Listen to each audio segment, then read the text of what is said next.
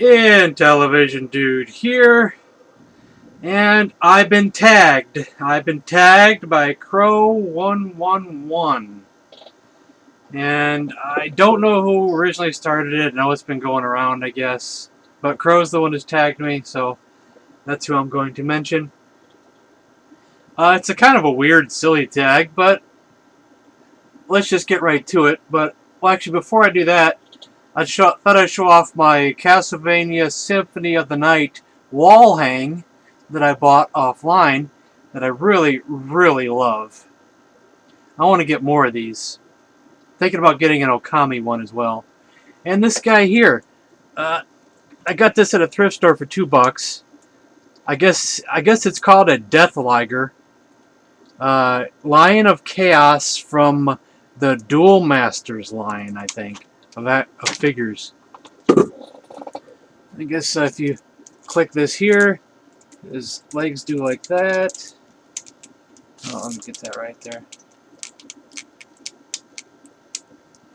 And I think you can put something in his mouth. There was something that like some kind of thing that went in the mouth that's missing. And then I know that sounded bad, didn't it? Then there's some wings that are missing that were supposed to be attached to the side of him. But anyway, still cool. So on with the questions. Here, let me get this up here.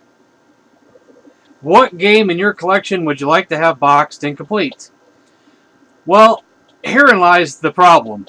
Is that a majority of the games that I've always wanted to complete are complete. Besides in television games, because you know I am a television dude and I'm always after trying to complete the Intellivision collection. Besides those, I can't think of any game right off the bat that I've always needed complete that's not complete. I could be overlooking something. It could be something I've forgotten or haven't thought about. But it's mainly in television stuff. Oh yeah, and ColecoVision Burger Time. I have just the card of that. I would like to get the box and manual for that eventually. It's not a high priority. Yeah, mainly in television stuff. You know, all the games that I don't have complete. There's not that many left. You know, I think Jetsons might be the box and manual and overlays that I'd want the most just because of how cool they look. Plus, that would complete my ECS collection. And, of course, the rest. You know, there's a bunch more I need. I really can't think of anything else on that question. Now, the rest of this tag kind of is not video game related whatsoever. So, what is your favorite potato chip flavor?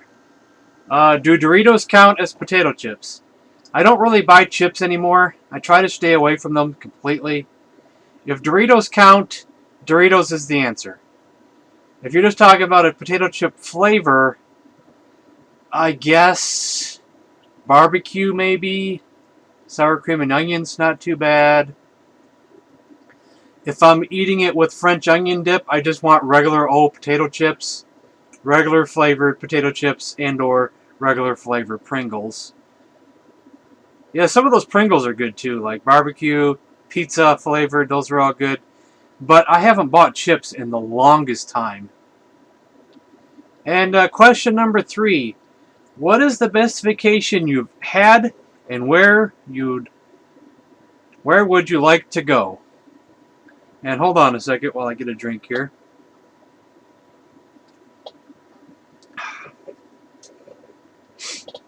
So, the best vacation I've ever had is a 3-way tie. They're all vacations that my mother took me when I was a kid. Well, we never went to Disney World, unfortunately. And you got to remember that I lived in Michigan at the time. So it's a 3-way tie. One of them can't really be considered vacation because it's a one-day thing. But still, it's just something I'd probably never forget. It'd probably be the first time we ever went to Frankenmuth, Michigan. Well, as an adult, it's not as exciting, but it's still a pretty cool place to go. But just that first time, going through all the stores, seeing all the cool things, going into Bronner's Christmas store. As a kid, going into a Christmas store. Come on, that's like a Wonderland dream thing, you know. It's like going into a winter wonderland. It's almost like Disneyland without the rides. To a kid, you know, Christmas. Well, Christmas is like the thing. So that was like the coolest thing in the entire world. And Frankenmuth is like a kind of like a Bavarian town with all kinds of cool tourist things and a covered bridge that you can walk across. Very, very cool stuff. I've probably been there a dozen times since then. Also, our first trip to Mackinac Island. Boy, that was a big trip there. Because I don't know how many days we stayed. But oh yeah, it wasn't just Mackinac either. First we drove up north to go to Mackinac. And I also remember we took a pit stop over at a McDonald's. And it was open past midnight. That was the first time in my life I ever ate at a McDonald's that was open after midnight. I thought that was the wildest thing ever. And then we got the motel that night in Mackinac City. Next morning we went to Mackinac Island. No cars are allowed on the island. But there may be cars on the island. Maybe. But I'm not really sure how that works. But I think no cars are allowed. Maybe it's just horse and buggy. I can't remember all the details on that. But it's also another tourist trap. A lot of stores. A lot of go on a horse carriage ride. The Grand Hotel, which is a pretty massive hotel. I guess they shot a movie there a long time ago. And then after we did the whole Mackinac, we went across the Mackinac Bridge, which to me was the most awesome thing in the world as well at the time. Then we went through the whole UP, and we went over into and then part of the trip was going to see the Sulaks up in Sault Ste. Marie at the top of the Upper Peninsula. That was pretty cool too. And then to end it all, we went over the bridge into Canada and took this very long train ride. And going through we've seen they had all kinds of scenery. It was pretty cool. It was a pretty cool train ride. A lot of mountains and things. Well, I think it was mountains, but I don't know. A lot of hills and a lot of rivers and things like that. It was a pretty cool train ride. The train ride was like almost an all-day affair. So that was a pretty massive trip, and that was like something I'd probably never, ever, ever, ever forget.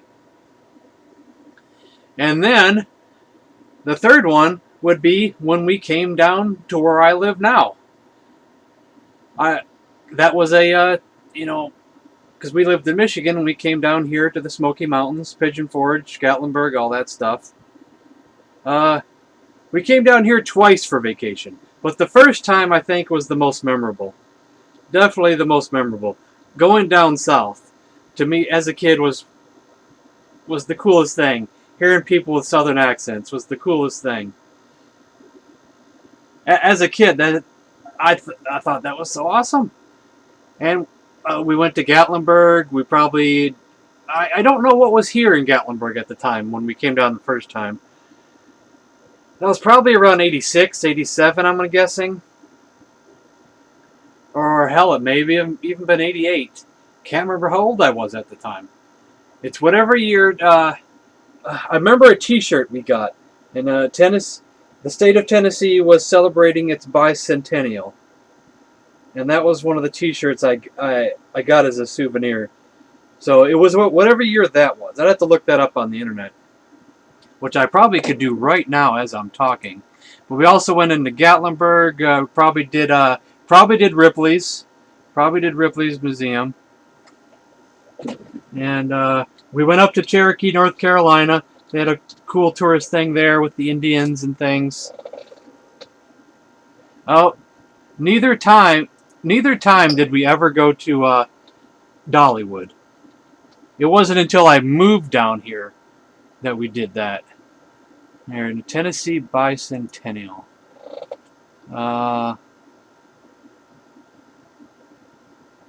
Bicentennial Park.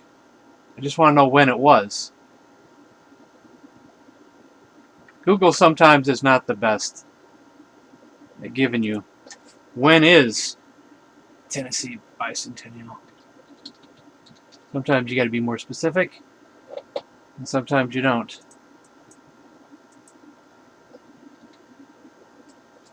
Or maybe I should have said what year. Let's see, Tennessee's 200th state bicentennial celebration in 1996.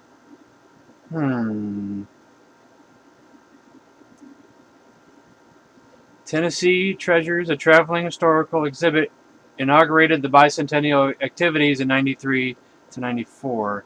Well, I don't know. Okay, we'll just forget all that. But I thought that's what a t-shirt I had was the bicentennial. I'm gonna look again though. But coming down here was just unreal as well.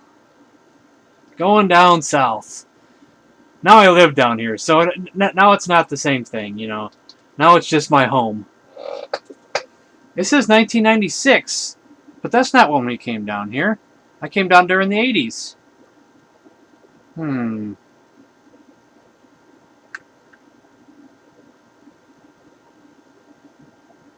Oh, I don't know. Google's kind of not giving me the answers that I'm looking for. I thought it was bicentennial. Oh, hell with it. Yeah, those are the three. Those three trips I'll never forget. Now, where would I like to go? Well, of course I would always like to go to Disney World. That's always the thing that you're supposed to do. And I've never gotten there. Don't know if I ever will. Who knows? At the moment, I would really like to see the Universal Studios because of that Harry Potter stuff. I love the Harry Potter stuff. It's all magical and mystical. I love the Harry Potter movies. I usually watch them once a year. So I would really like the Harry Potter exhibit. I'd like to see that. But besides tourist traps and tourist exhibits, like theme parks and stuff like that, what I would like to see is the national parks. Yellowstone, the Grand Canyon, Redwoods in California, Yosemite Park in California. Things like that. That's what I would like to see. The problem is I don't like to drive. I cannot see myself making any of these trips by myself because I hate driving. I hate doing it. I'd want to do it with somebody. So maybe if money starts coming in, things are going good, my current roommate sticks around, I could see us traveling sometime in the future. It could happen. Because he sounded like he would like to do that kind of stuff too. But neither of us are really in a good financial position at the moment. But there's the future, you know? There's the future. And I'll make him do all the driving. But that reminded me of something. Another memory back then was a lot of states back then, or I think a lot of states anyway, I don't want to misquote myself there, had these tourist traps in the 70s and 80s, maybe even before. They were called mystery spots. And I remember when we went to the UP, up to that trip to Mackinac, we stopped at one of those mystery spots. And it was almost like in a place where there was like a lot of optical illusions, where the room looked like it was tilting, and it was on an angle, or the room went from bigger to smaller, or you go across, it looks like you're walking across the wooden plank, and it's a complete drop-off on both sides, like you're going to fall off, but in reality, there was no drop-off whatsoever, and it was cool things like that. And I remember seeing another sign for another mystery spot, you know, in a different part of the state that we never got to go to. But I don't know if they still have things like that. I don't know if that's, you know, that's a long time ago. Though probably something that wouldn't be popular today. One of those one-of-a-kind tourist traps from a long time ago. I don't know if those kind of things survived the, you know, survive today or not, you know. But I do remember going to one of the mystery spots, and that was cool. That was also during the trip to Mackinac, like I said, in the UP. Most of our vacation was done inside Michigan, unfortunately. We went to Ohio one time, went to SeaWorld Cedar Point, went to Traverse City one time, came back down here another time, but those three I think are the ones I'll always remember. Who am I going to tag? It's tagging time. If you guys didn't fall asleep already, me rambling on, I'm going to tag 6 people, I think. I think 6 people. 3 people are the 3 people I talk to on an everyday basis on Facebook. They might not want to do this tag. They're not tag kind of people, but I'm going to tag them anyway. That would be Cobradvs, who doesn't do a lot of videos anymore. The Kingof8Bit, who does videos almost on a daily basis, but I don't know if he's a tag kind of person. And Sam at the Survival Review. We're like the 4 amigos, so maybe he'll do it, maybe he won't. And three other people. I'm gonna tag FlashGordonMurr because I like watching his videos. Him doing gameplay with his kids. I like that. PookNinja3. Always got to be a fan of the Pook. And if RetroGamerVX hasn't already been tagged, he may have already. I'll just tag him. And last but not least, if a lot of you notice that I don't leave comments a lot anymore, I'm just lazy. I think I've mentioned this in a video in the past, but maybe some of you haven't seen it. I just don't know. If you put a comment on one of my videos, I don't always reply. Don't feel offended. And I still want you to leave comments, because I enjoy reading them. Just don't be mad when I don't always reply. Usually I only reply if it's a direct question. If it's a direct question, I'll reply to those. But usually I don't always reply anymore. Don't hate me. Don't hate me. And that's the end of this video. So thanks for watching.